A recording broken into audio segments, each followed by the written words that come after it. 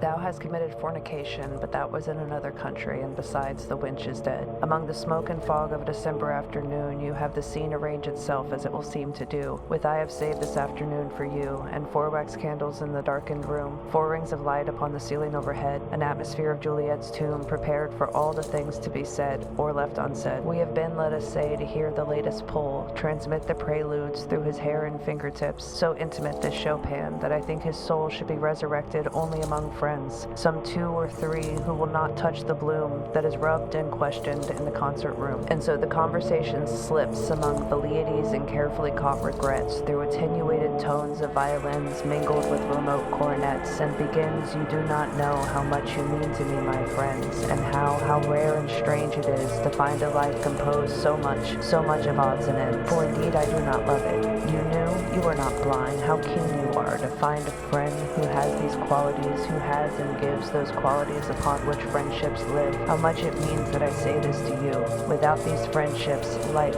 what cauchemar. Among the winding of the violins and the aeriarites of cracked cornets, inside my brain a dull tom-tom begins, absurdly hammering a prelude of its own, capricious, monotone. That is at least one definite false note. Let us take the air, in a tobacco trance, admire the monuments, discuss the late events, correct our watches by the public clocks, then sit for half an hour and drink our box. Now that lilacs are in bloom, she has a bowl of lilacs in her room, and twists one in her fingers while she talks. Ah, my friend, you do not know what life is, you who hold it in your hand, slowly twisting the lilac stalks. You let it flow from you, you let it flow, and youth is cruel and has no remorse, and smiles at situations which it cannot see. I smile, of course, and go on drinking my tea. Yet with these April sunsets that somehow recall my buried life in Paris in the spring, I feel immeasurably at peace and find the world to be wonderful and youthful after all. The voice returns like an incessant out of tune of a broken violin on an August afternoon. I am always sure that you understand my feelings. I am always sure that you feel, sure that across the gulf you reach your hand. You are invulnerable, you have no Achilles heel. You will go on, and when you have prevailed,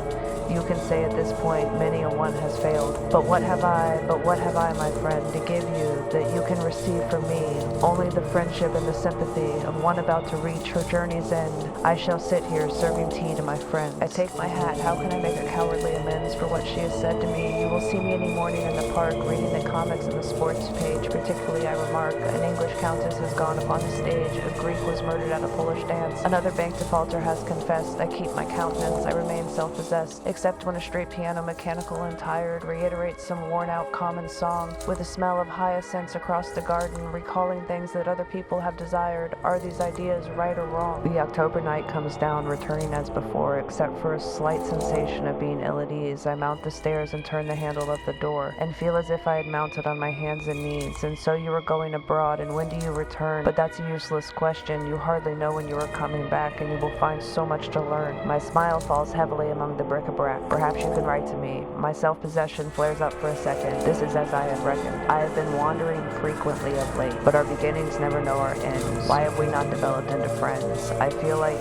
one who smiles, and turning shall remark, suddenly is expression in a glass. My self-possession gutters. We are really in the dark, for everybody said so, all our friends. They were all sure we would relate so closely, I myself can hardly understand. We must leave it now to fate. You will write at any rate. Perhaps it's not too late. I shall sit here serving tea to friends, and I must borrow every changing shape to find expression. Dance, dance like a dancing bear, cry like a parrot, chatter like an ape. Let us take the air in a tobacco trance. Well, and what if she should die some afternoon gray and smoky, evening yellow and rose, should die and leave me sitting pen in hand with the smoke coming down above the housetops, doubtful for a while, not knowing what to feel, or if I understand, or whether wise or foolish, tardy or too soon. Would she not have the advantage after all? The music is successful with the dying fall.